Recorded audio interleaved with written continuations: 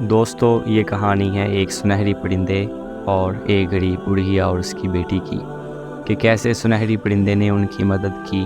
وہ بولنے والا پرندہ کس قدر خوبصورت اور دلکش تھا۔ بہت عرصہ پہلے کی بات ہے کہ بنگلہ دیش کے ایک چھوٹے گاؤں میں ایک بہت ہی غریب بڑھیا رہتی تھی۔ اس کی ایک بولی بالی معصوم سی پیاری بیٹی آفرین تھی۔ آفرین بڑی خوش اخلاق، ملنسار اور سب سے مل جل کر رہنے والی لڑکی تھی۔ اس کی ان خوبیوں کی وجہ سے سب اسے بہت پیار کرتے اور عزیز رکھتے۔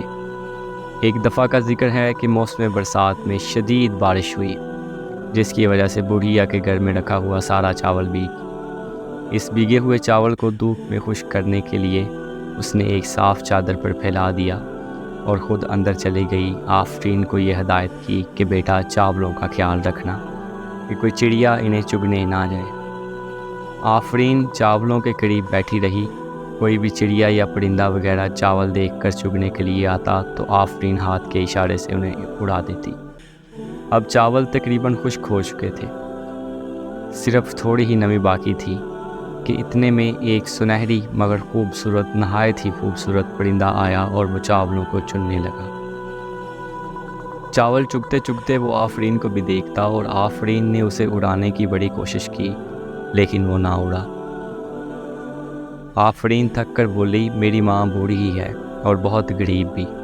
تم اگر اس طرح دانے چگتے رہے تو سارے چاول ختم ہو جائیں گے، پھر ہم ماں بیٹی کیا کھائیں گے؟ پرندے نے اس کی بات کا جواب دیا، پیاری آفرین، تمہیں اس کے لیے قطعی فکر مند ہونے کی ضرورت نہیں۔ میں جتنے چاول بھی کھاؤں گا اس کی پوری قیمت ادا کروں گا۔ گاؤں میں ندی کے کنارے جو بڑا سا سائے دار نیم کا درخت ہے، تم شام کو وہاں چلی آنا، تمہیں خود معلوم ہو جائے گا کہ میں جھوٹ نہیں بول رہا۔ یہ کہہ کر وہ سنہری پرندہ وہاں سے اڑ کر آسمان کی فضاؤں میں غائب ہو گیا۔ شام ہوئی تو آفرین اس پرندے کی کہی ہوئی بات کی صداقت جاننے کے لیے ندی کے پاس پہنچی۔ وہ دیکھتی ہے کہ کافی بلندی پر گھنی شاخوں کے درمیان ایک خوبصورت گھونسلہ بنا ہوا ہے۔ یہ گھونسلہ اسی خوبصورت سنہری پرندے کا تھا جو کہ اس شاخ پر بیٹھا اس کا انتظار کر رہا تھا۔ آفرین پر نظر پڑتے ہی سریلی آواز میں سنہری پرندہ چہچہا کر بولا، تم آ گئی آفرین؟ ٹھیک ہے، آؤ اوپر آ جاؤ۔ اچھا پہلے یہ بتاؤ کہ اوپر آنے کے لیے تمہیں کون سی سیڑھی دوں، سونے کی، چاندی کی یا پیتل کی؟ آفرین نے سوچ کر کہا، میں تو ایک غریب لڑکی ہوں، میں سونے چاندی کی سیڑھیوں سے اوپر چڑھ کر کیا کروں گی؟ میرے لیے تو پیتل کی سیڑھی ہی کافی ہے۔ مگر اس کے جواب میں سنہری پرندے نے اس کے لیے چمچماتی ہوئی سیڑھی نیچے اتار دی۔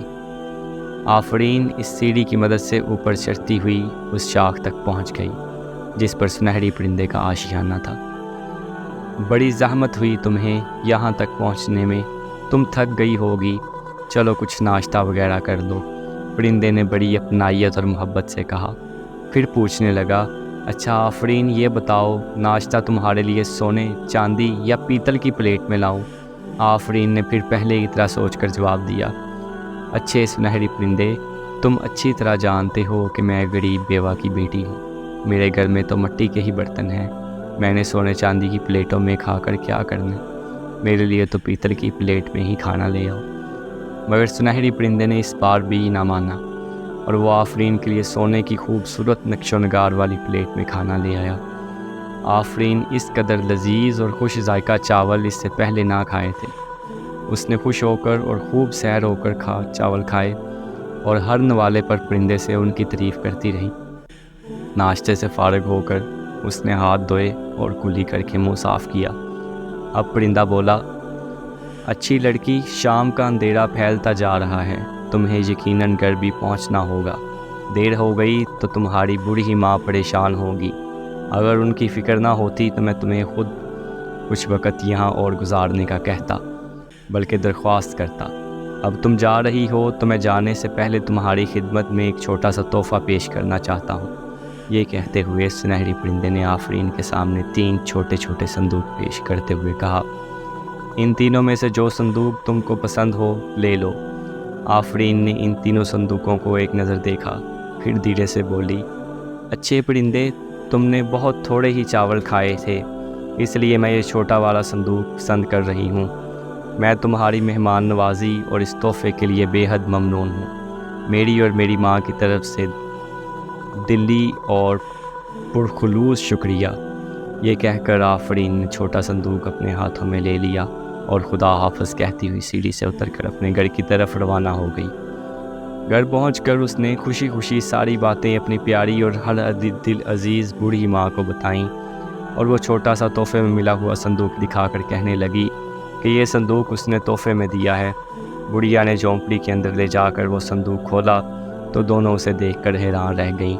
صندوق قیمتی ہیرے جواہرات اور سچے موتیوں سے بھرا ہوا تھا۔ اب کیا تھا، ان دونوں کی غربت دور ہو گئی اور انہوں نے اپنے جھونپڑے کی جگہ چھوٹا مگر آرام دہ خوبصورت مکان بنوا لیا اور سکھ چین سے رہنے لگے۔ آفرین کے گھر کے قریب ہی ایک اور بڑھیا رہتی تھی، مگر وہ غریب نہیں تھی اور آفرین کی بوڑھی ماں کے مقابلے میں بہت سخت مزاج اور مغرور ہونے کے ساتھ ساتھ لالچی بھی تھی۔ وہ کسی سے مسکرا کر بات نہ کرتی اور نہ ہی کسی کی ترقی پر خوش ہوتی۔ اس نے راتوں رات آفرین کی ماں کے حالات بدلتے ہوئے دیکھے تو مارے حسد کے جلنے لگی، مگر اس ٹو میں لگی رہی کہ ان کے دن بدلنے کا راز معلوم کرے۔ ایک دن وہ بڑی مکاری سے باتوں باتوں میں آفرین سے یہ راز اگلوا ہی رہی تھی۔ آفرین تو تھی ہی بولی بالی، اس نے پڑوسن خالہ کو ساری بات بلا کم اوقات سنا دی۔ بڑھیا نے فوراً ہی دل میں فیصلہ کر لیا کہ وہ بھی ایسا ہی کرے گی تاکہ اسے بھی سنہری پرندے سے تحفہ مل جائے اور وہ پہلے سے زیادہ امیر ہو جائے۔ ایک دن اس نے جان بوجھ کر اپنے چاول بھگوئے اور پھر انہیں اپنے گھر کے صحن میں چادر پر بچھا دیا اور قریب ہی اپنی بیٹی گلناز کو، جو آفرین کی ہم عمر تھی، وہاں نگرانی کے لیے بٹھا دیا۔ گلناز طبیعت میں اپنی ماں پر ہی گئی تھی، منہ پھٹ، حاسد اور لالچ تھی، اور کاہل اور کام چور بھی۔ چڑیا صحن میں اتر کر چاول چگتی رہیں، مگر وہ کسی سے کچھ بھی نہ بولی۔ جب چاول خشک ہونے پر آئے تو وہ بہت ہی تھوڑے رہ گئے تھے۔ اسی وقت وہ خوبصورت سنہری پرندہ بھی صحن میں آ کر اترا اور چاول چگ کر کھانے لگا۔ گلناز اس پرندے کو دیکھ کر بڑے تکبر سے بولی، اے سنہری پرندے، یہ چاول مفت کا نہیں ہے، تم کھا تو رہے ہو مگر اس کے بدلے میں تمہیں بہت سا سونا چاندی دینا پڑے گا۔ گلناز کی بات سن کر پرندے کو بہت غصہ آ گیا۔ اس نے شعلہ باز نگاہوں سے گلناز کو گھورتے ہوئے دیکھا اور کہا، ٹھیک ہے، اگر سونا چاندی چاہتی ہو تو شام کو ندی کنارے نیم کے درخت پر چلی آنا، تمہاری خواہش پوری ہو جائے گی۔ اور اس کے بعد وہ وہاں سے اڑ گیا۔ شام ہوتے ہی گلناز بڑی تیاری کے ساتھ بن سنور کر ندی کی طرف روانہ ہو گئی۔ نیم درخت تلے پہنچ کر اس نے گھونسلے میں بیٹھے ہوئے سنہری پرندے کو آواز دے کر کہا، اے پرندے دیکھو، میں آ گئی ہوں، کیا تمہیں اپنا وعدہ یاد ہے؟ گلناز کی طنز بڑی بات سن کر پرندہ دل ہی دل میں تل ملا کر رہ گیا، مگر اپنے جذبات کو چھپاتے ہوئے بولا، لڑکی، تمہارے لیے کون سی سیڑھی نیچے اتاروں، سونے، چاندی یا پیتل کی؟ گلناز نے بڑے تکبر سے کہا، میں کوئی غریب لڑکی ہوں جو پیتل کی سیڑھی پر چڑھوں گی؟ میرے لیے تو سونے کی سیڑھی اتارو۔ مگر پرندے نے اس کی خواہش کو نظر انداز کرتے ہوئے پیتل کی سیڑھی اتار دی۔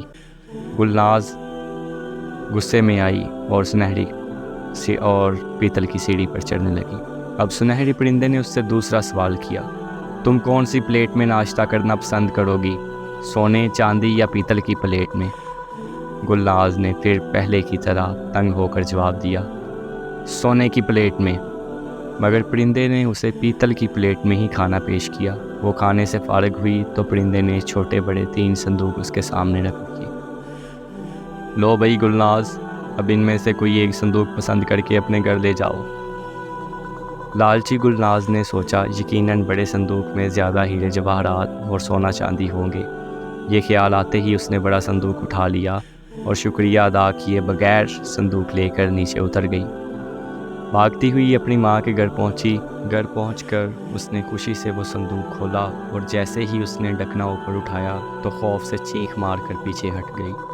صندوق کے اندر ایک بڑا سانپ جو کہ سیاہ رنگ کا تھا پن پھیلائے بیٹھا تھا اور انہیں ڈسنے کے لیے بار بار اپنی بڑی لمبی زبان منہ سے باہر نکال رہا تھا۔ دونوں ماں بیٹی خوف کے مارے بری طرح کانپنے لگیں۔